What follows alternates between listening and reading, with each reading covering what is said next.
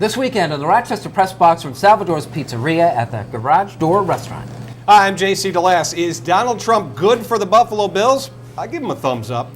I'm Toby Motyka, and I'll tell you why Chad Cassidy should be part of the change moving forward in the Sabres organization. I'm Mike Catalana. I'll tell you why it's good sometimes for players to leave early for the NBA, and it's not all about the money. And I'm Bill Pucko. Spoiled, lazy, and unnamed sources. This weekend on the Press Box. The Rochester Press Box is brought to you by Salvatore's at the Garage Door, Rochester's choice winner for Best Pizzeria, featuring Wacky Wing Wednesday and the Super Slice. It's as big as your head. The games are always on at the Garage Door, home to the Rochester Press Box.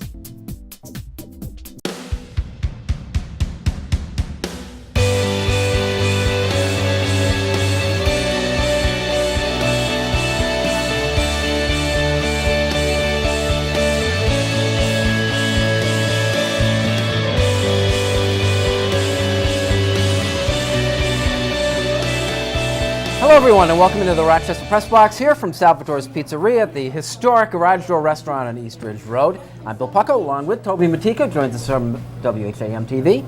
His boss, Catalana, we always do that when Toby's here. And joining us from WYSL is JC DeLass. Thanks for joining us. Happy to be here, Bill. Big news this week, Donald Trump has expressed interest in a purchase of the Buffalo Bills. Do you totally trust this guy, JC?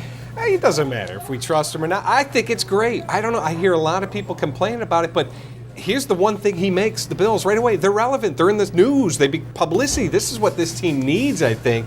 And you know what? People say he's out for himself. But name me an owner, especially in the NFL, that isn't out for themselves. Jerry Jones, Snyder, Kraft, all these guys. I think the one thing Trump has said, which should make everybody in this area happy, he has said he will not move the team out of Western New York, and that right there makes him perfect. Because you look at somebody like a Bon Jovi or some of these other people, hey, there's no guarantee the Buffalo Bills will remain a Buffalo team. Trump has said he'll keep him in Western New York. I think he's great for the organization. I hope it happens. I really do. Mike? Yeah, I gotta say, I totally agree with what we're talking about here in the fact of, JC saying about ego. NFL owners have massive egos. They just do. Some you see more publicly, like a Jerry Jones maybe or a Daniel Snyder, but they do. They believe they are in the most exclusive club in the world, and that's the one club Donald Trump is not in. I think he always wanted to be in. He was the USFL and all of that. I think he would like to be. I agree when he's talking about I'm never moving the Bills. We certainly know they're not going to Toronto if Donald Trump owns them. Yeah. Can you imagine that? People will be searching for his birth certificate if he moved an NFL team out of the United States. I think he's got to be considered legitimate. And his ego and the flash of Donald Trump that he would want, I think would be a good thing for the organization. Help me out here, though. Would it require something more from the guy than just, I'll keep the team in Buffalo? Because we see teams across the NFL who are owned by people and they're losing organizations. Right. Don't we have to set the bar a little bit higher than just keep the team where it is? Eventually, but right now, Bills fans have to just be happy to hear that someone actually wants to keep it where it is. Other suitors might eventually want to keep the team right in Western New York, but the fact of the matter is he's the first one to actually say it and come out publicly say, I want to buy this team and I don't want to move them. Once he bought them, then we'd start worrying about the winning part. But right now, goal number one is to keep the team right where it is. And they've been losing anyhow. Yeah. I mean, they have been losing. They have not made the playoffs. It's kind of like I would almost equate it to, if Cuban would have bought the Cubs. Now, you know what I mean? Like you would say, well, okay, get him some life. Go for a guy who might try to actually help them win. I think that would have been a good thing for baseball. The logo looking like the Donald Trump hair going back on the side might be a little much, but we'll see if it happens. But his only resume item as far as professional football goes is running the USFL into the ground. But you notice he's been walking that back here lately, too, saying, hey, I came in when that was already going down the tubes, and I knew the NFL was still the king. And he's talking nice right now because he knows he needs to convince those other owners from the NFL that he's going to be a good partner in the group. So, didn't succeed necessarily at the USFL, but you look at Trump, again, this guy is legitimately worth the amount of money that we hear about, and a lot of these other guys are going to need partners. Trump's probably the one guy who could go in and do it by himself. To Bill's point, owners like Jerry Jones and Daniel Snyder, who I think we can assume Donald would be like, they haven't succeeded in the NFL in terms of bringing Super Bowls, at least lately in terms of Jerry Jones. So in that regard, you worry, but right now, just keep the team in Buffalo. That's got to be priority one. All righty, when we return, we are populating one of the worst jobs in America. We'll explain that in a minute.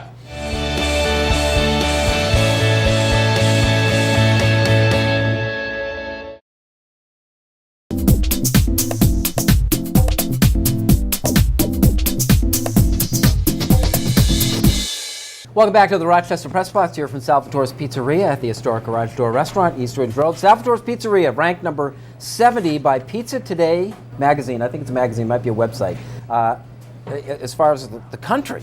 And there's 100,000 or so of these. Yeah. So being number 70 is pretty darn cool. They're also now the official pizza of Salem Stadium. So we congratulate Salvatore's for that. CareerCast.com, I think, was the website that this week listed 200 jobs in America if you either want or don't want to have. Broadcasting was listed as the 5th worst. How did we get here? You know how you get there. Seriously, it's because in many of the cases the pay is low, the hours are lousy, all those kind of things. It's always been the case, right? That people look at it and they go, it's people get fired all the time and all those things that go with it. Yet, I know when we have a job opening, we still get inundated with people who are interested. I've been in it. Well, we've all been in it almost as long as Toby's been alive. Many of us. I love it. I mean, I love the job. It gets in your blood, and when you're in it, most people tend to figure out a way to stay in it. So let them say that it's a terrible job. You know what they like to say, too, is that now it's tougher than ever. And I don't agree with that necessarily because you look at things like podcasting, which was never around when the three of us got into the business. Toby. Things like, Toby's the young guy, but podcasting, all those opportunities where you can be an entrepreneur and really do your own thing and get attention to your own personal broadcast career. You're not really relying on getting that first job, working overnights, reading obituaries on the radio, which was my first gig. I did that too. Way back when. You remember what that was like, Billy. So, for me, it's depressing news because I'm too old to find something else to do, and you can't teach me anything else to do. I like what we're doing right now. I don't, something like that only just makes me smile and say, okay, great. So we're one of the worst jobs.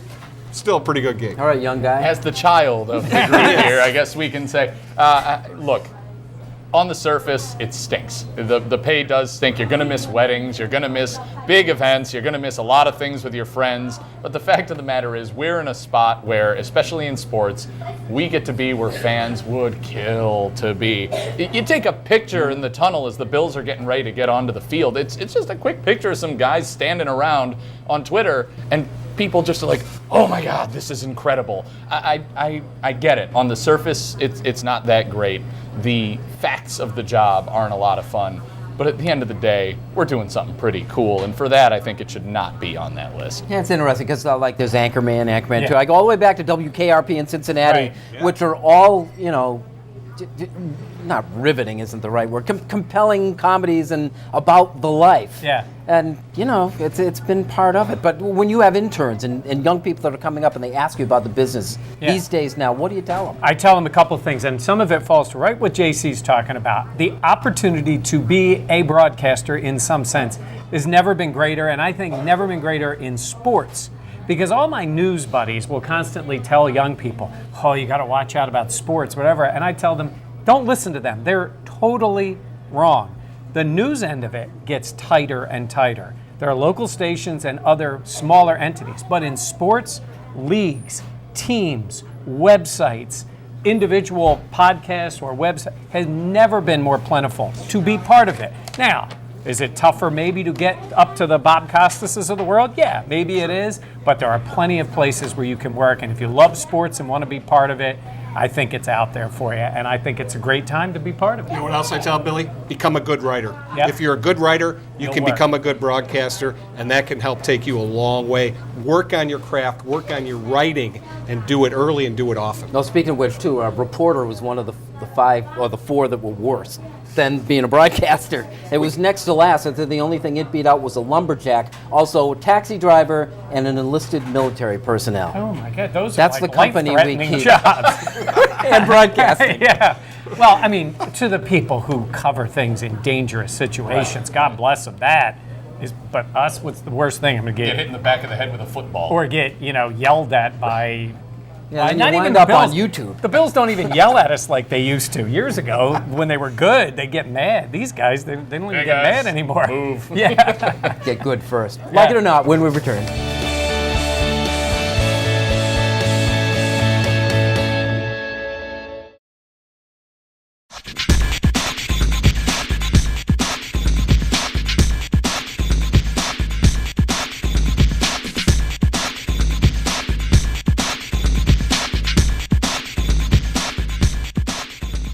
Welcome back to the Rochester Press Box here from Salvatore's Pizzeria at the historic Garage Door Restaurant. Wacky Wings Wednesday, live music on Friday, and like it or not, the Rochester Razor Sharks win the PBL title. It's kind of twofold here. I like it for the guys on the team. I like it for Keith Friel. He subbed in as the coach, and he got it done. They got good guys. They play an entertaining game of basketball. They put up a ton of points. I'm happy for them. I'm happy that they won the title. It's starting to get hard to get into it and get behind it when there's so much turnover from year to year, and you have teams coming in and out. And even this year, the best team in the league gets booted right before the finals, and all of a sudden you think they're playing one squad, and then you look down at the release and they're playing another. It needs some consistency and some stability to continue to legitimize it.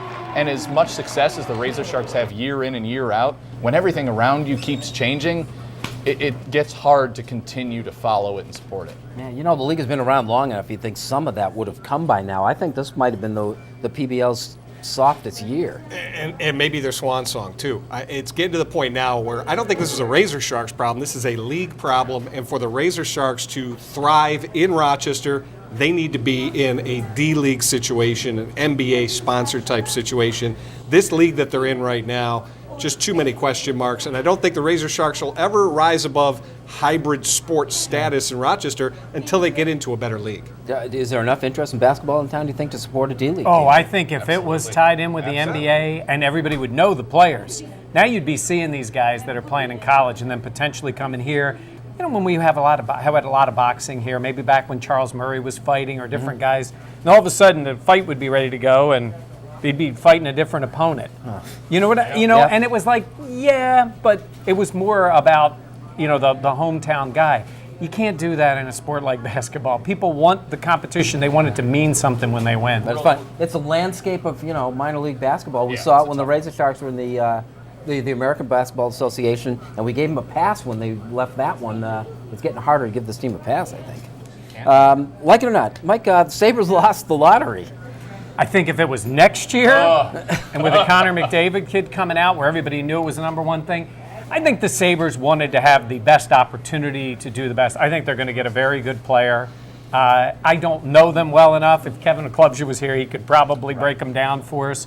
I know that it's a solid draft. It's a good draft. I don't know if the number one pick means as much, but I think the fact that they're going to be number two and some of the other players, the young players they have, seem to be coming around, I think it bodes well for the future. But whoever they were getting for next year isn't going to make them a good enough team to not put them back in the lottery again next year. That's just it. And I was watching a little bit last night, and I don't know the names off the top of my head here, so I apologize. But I saw the top two prospects were pretty much interchangeable. I think one guy had 7 votes from scouts as the top, another had 3, and another had 2.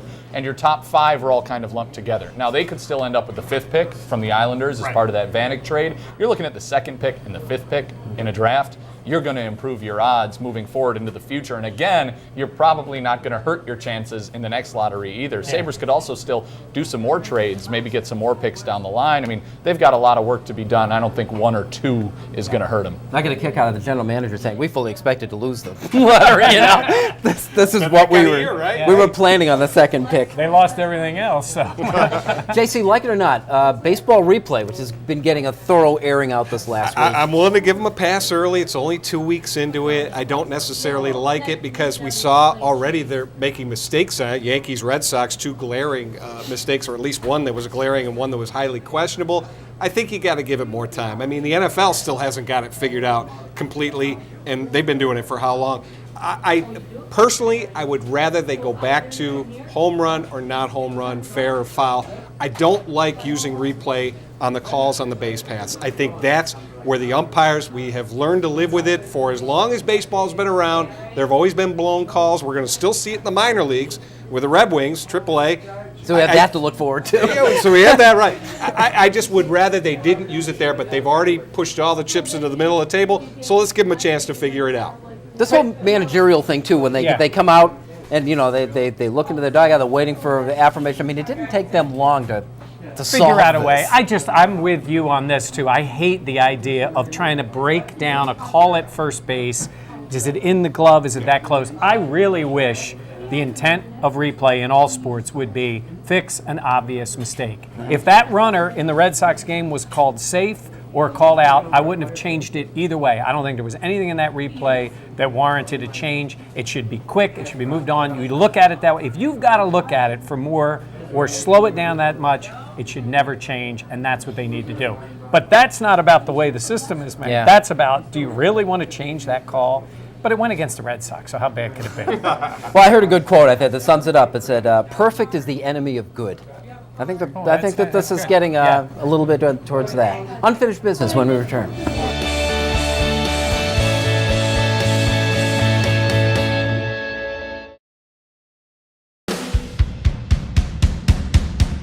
Welcome back. We're in the Rochester Press Box here from Salvatore's Pizzeria at the Garage Door Restaurant. It is time for Unfinished Business. Toby, take us on. The Sabres are about to go through a lot of changes. They have a new general manager. They have now named Ted Nolan the full-time head coach moving forward. And a lot of times when you have a new regime, they're going to bring in new guys from the top to the bottom. Chad Cassidy should be a part of the change moving forward here in Buffalo. The man deserves to stay. He has done an unbelievable job with this Amerks team, given what has happened. The call-ups, the injuries once the players get called up, the goalies. He's getting the most out of guys who are barely playing in the ECHL from time to time. I don't care if the Amerks make a long Calder Cup run. I hope they do. They have the talent to do it, even though it hasn't all been together. This guy has kept this team from falling apart time and time again. They're probably going to the playoffs. By the time this airs, they may already be in. Chad Cassidy deserves to stay on as part of the Nolan Murray regime. Yeah, he's not done yet, right? Nope. I mean, that's a good chance that we might see a couple of postseason victories. There's a great chance. This team is really talented. The goalie situation's still up in the air with Nathan Lewin's concussion, but that being said, he's just done a great job. He deserves to be here. All right. JC. So if complaining about the weather in Rochester were an Olympic sport, we'd all have gold medals, right? But I will say this, the group that really should be complaining, the local college athletes, go to any website and you see the words rescheduled, postponed, canceled. These poor kids, they can't get out on the field. And unfortunately, that means we may be missing some great local college stories that are happening right now in Rochester. The #1 team in men's college lacrosse is in Rochester, RIT, undefeated. Nazareth and St. John Fisher men's lacrosse, they're both strong contenders to win in the Empire 8. And how about the University of Rochester baseball and softball teams have both thrown no-hitters, and they did it on the same day. I mean, there are some great local stories, so keep an eye out for them and keep an eye on the weather, too, and let's hope it gets better. All right, Mike. Can't get much worse. All right, Jeremy Grant decided he's going to the NBA just like Tyler Ennis and leaving Syracuse early. And we can debate back and forth whether Jeremy Grant is ready or should be going in this year's draft. I kind of thought he would stay and maybe get that opportunity to be the man or try to be the man in Syracuse next year. But there are two things at work here. Sometimes people say, well, why did a guy go? You go because you think you're ready for the draft and you get that opportunity. So fine, go ahead, Jeremy Grant. But one thing I don't want fans to think, I'll hear them say, but he could get so much better in college. I'm going to tell you this. It is a much greater chance for an athlete to get better in the NBA. And I firmly believe this. They'll get more coaching in the NBA than they've gotten maybe in their entire careers. You have these guys that played on AAU teams, which is limited coaching. Even in college, when a coach has them for maybe only a year or maybe two, it's a limited amount of time for individual coaching. You go to the NBA, it's basketball 24/7. They have practice facilities open to the players. The San Antonio Spurs with a finger scan. They can go in that facility anytime, 365 days a year. It's basketball 24/7. Get with the right team and the right program, a player can improve a lot. Jeremy Grant hopes to do that. Oh, and by the way, he'll be getting paid too. As another guy getting ready for the draft is Jadainian Clowney. He'll be probably the first pick of the NFL draft. NewJersey.com produced a story that had an unnamed source that called Clowney spoiled and lazy. There were three interesting reactions to that. The first is people suggested that it was racist. Well, I don't know that that's the case. There's plenty of spoiled and lazy to go around, I think. The second was the criticism of an unnamed source. Well, unnamed sources, if you think about it, they do a lot more good, I think, than harm. They've taken down governments, and sometimes it's the only way to get an interesting story out. For instance, when Toby tells me that he thinks Mike Catalana is overrated, and I want to use an unnamed source, I can get that story out and nobody's feelings are especially hurt. And then the third one, this is my favorite. The agent for Clowney comes out and says, none of that is true. Well, this guy is rolling in it at Clowney's expense. What is he supposed to say? The bottom line of this, I think, is that anonymous sources quoted by, any legitimate outlet by a reporter that you trust is worth a lot more than anything his agent has to say. We record the Rochester Press Box here at Salvatore's Pizzeria at the Garage Door Restaurant every Wednesday afternoon at 12:30. We invite you to come down, watch the show, have a little lunch. We appreciate you watching. Toby, thanks again. Great to be nice here. to have you. Mike, as always. He didn't JC. laugh when you said that. Oh, I laugh. I wouldn't even need to be anonymous. Overrated. I know. Thanks for joining us. We'll see you next week.